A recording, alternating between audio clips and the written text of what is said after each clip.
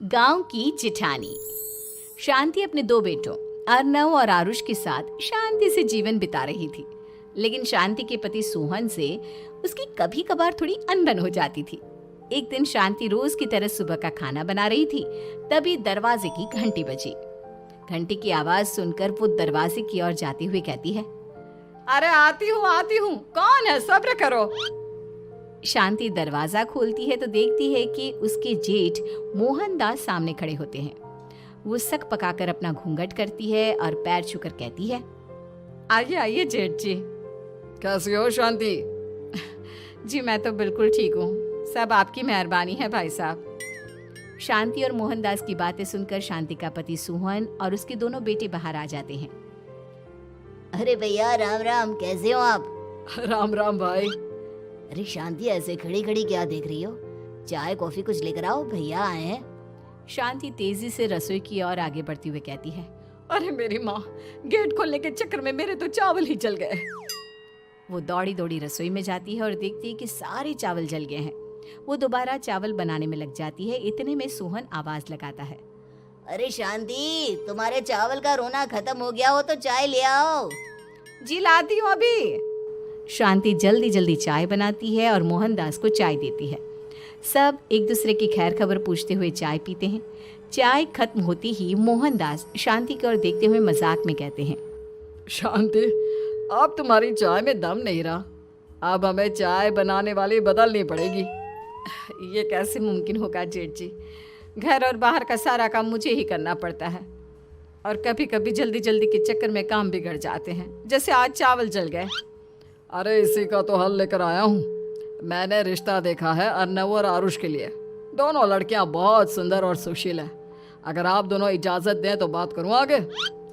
सोहन और शांति रिश्ते की बात सुनकर कहते हैं, अब ठीक है, बात चलाइए ना भैया, पर पहले लड़की के बारे में कुछ बताइए तो सही। हाँ हाँ भाई साहब, लड़की कैसी है, परिवार कैसा है, कहाँ के रहने वाले हैं? देखो, परिवार तो बहुत अच्छा है, पर वे दोनों लोग बहुत गरीब हैं। दहेज में कुछ मिलेगा नहीं। अरे हमें दहेज में कुछ चाहिए भी नहीं, बस लड़की संस्कारी होनी चाहिए। एक लड़की तो पढ़ी लिखी है और शहर की रहने वाली है, पर दूसरी अपनी गरीबी की वजह से पढ़ न सकी और गांव में रहती है। लेकिन दोनों है बहुत खूबसूरत। अगर तुम सबको देखते ही पसंद ना आ जाए तो मेरा नाम बदल देना। हाँ, पर तो हम आके मूंद कर भरोसा कर सकते हैं भैया। आप आगे बात चलाइए, हम शादी करने को तैयार हैं। कुछ ही दिन में अर्नव और आरुष की शादी हो जाती है। आरुष की शादी अनपढ़ लड़की मंजरी से हो जाती है, जो कि बहुत भोली भी होती है। और अर्नव की शादी पढ़ी लिखी लड़की तनुजा से हो जाती है, जो कि घमंडी और चालू होती है। एक दिन मंजरी घर के काम कर रही थी कि अचानक शांति उसे आवाज लगाती है, बड़ी बहू, ओ बड़ी बहू, मंजरी जल्दी यहाँ आओ। मंजरी जल्दी जल्दी शांति के पास जाती है। बेटा मेरे पैर दबा दे, बहुत दर्द हो रहा है। जी माँ जी, बस बर्तन धोकर आती हूँ। अरे बैठ यहाँ, मेरे पैर में बहुत तेज दर्द हो रहा है। बर्तन छोटी बहू धो लेगी।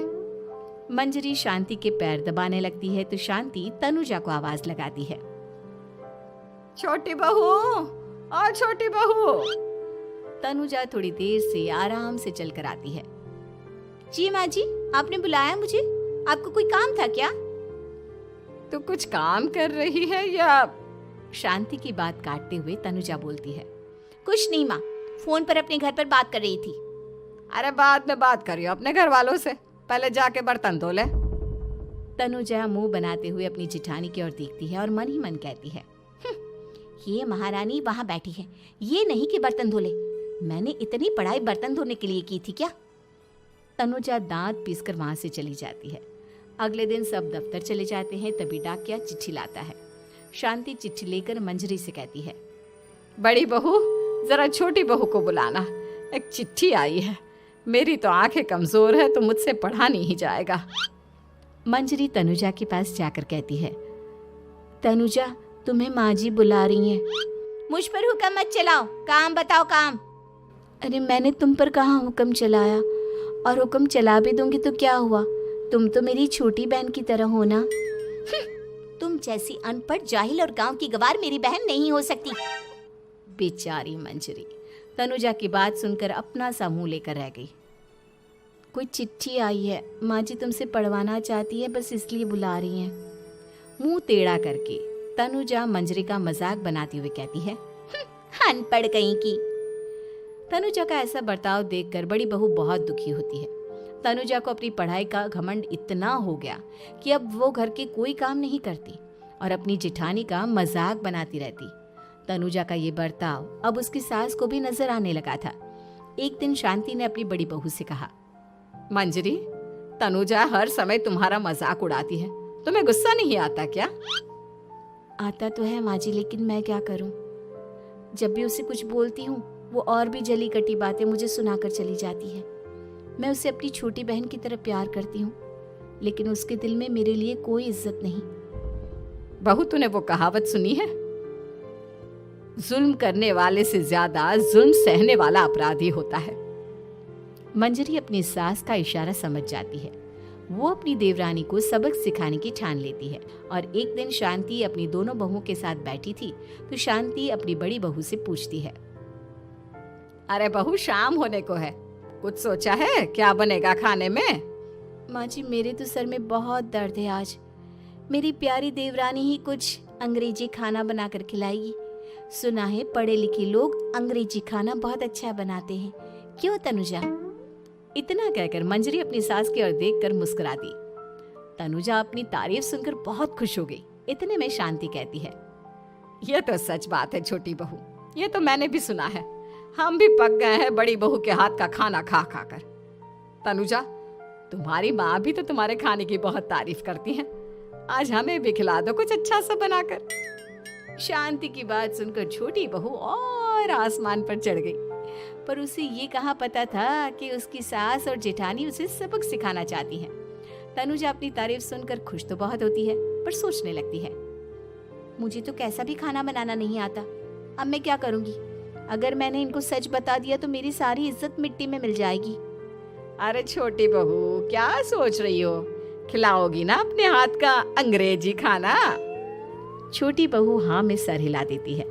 अचानक से उसके दिमाग में एक आइडिया आता है।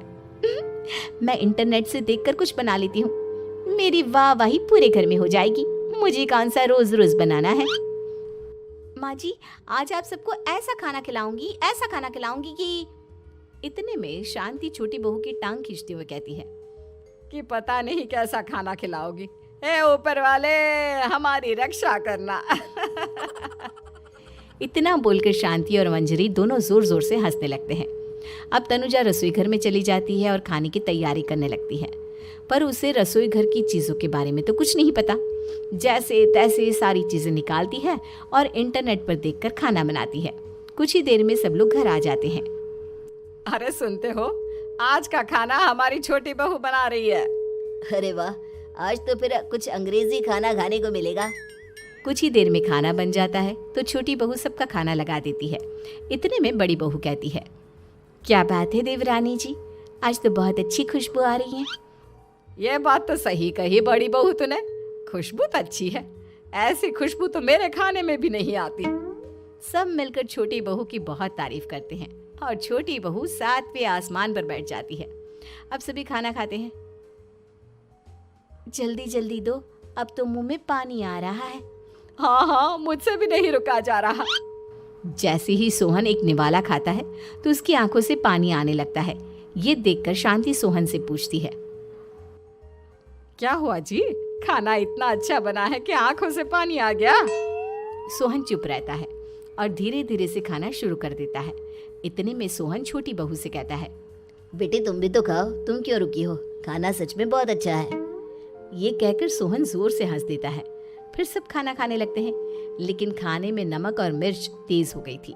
तनुजा से कोई कुछ नहीं बोलता, बल्कि उसे भी खाने को कहते हैं। जैसे ही छोटी बहू खाना खाती है वो पानी पानी कहकर चिल्लाती है, पानी, इसमें तो पानी। ये खाना तो सच में इतना अच्छा बना है कि हमारे साथ साथ देवरानी जी भी इसके स्वाद को कभी नहीं भूल पाएंगी। सही कहा बहू। तनुजा को अपनी गलती का एहसास हुआ और उसने अपनी सास से कहा, माँ जी ये मेरी गलती नहीं है, इंटरनेट पर दिखाया था कि 4 चम्मच नमक और मिर्च डालने हैं। अब मंजरी को भी मौका मिल गया और उसने तनुजा पर तंज कसा। नाच न जाने आंगन टेढ़ा, हर जगह अपनी पढ़ाई दिखाती हो, दूसरों का मजाक उड़ाती हो। अब पता चला ना, हर चीज़ में पढ़ाई काम नहीं आती। और तुम तो शहर में रही हो, तुम्हें तो मुझसे भी अच्छा खाना बनाना आना चाहिए ना। बेटा, अगर तूने ठीक से सब सीखा होता तो आज तुझे शर्मिंदा नहीं होना पड़ता। बात शहर या गांव की नहीं होती। मंजरी गांव से आई है, लेकिन उसे घर का काम करना और खाना बनाना सब अच्छी तरह से आता है। तुम शहर में रही हो, तुमने ये सब क्यों नहीं सीखा? छोटी बहू सर नीचा कर सबसे माफ़ी मांगती है और बहुत शर्मिंदा होती है। दीदी मुझे माफ़ कर दो, मैंने आपको बहुत बुरा भला कहा, पर आपने मुझे हमेशा ही माफ़ किया।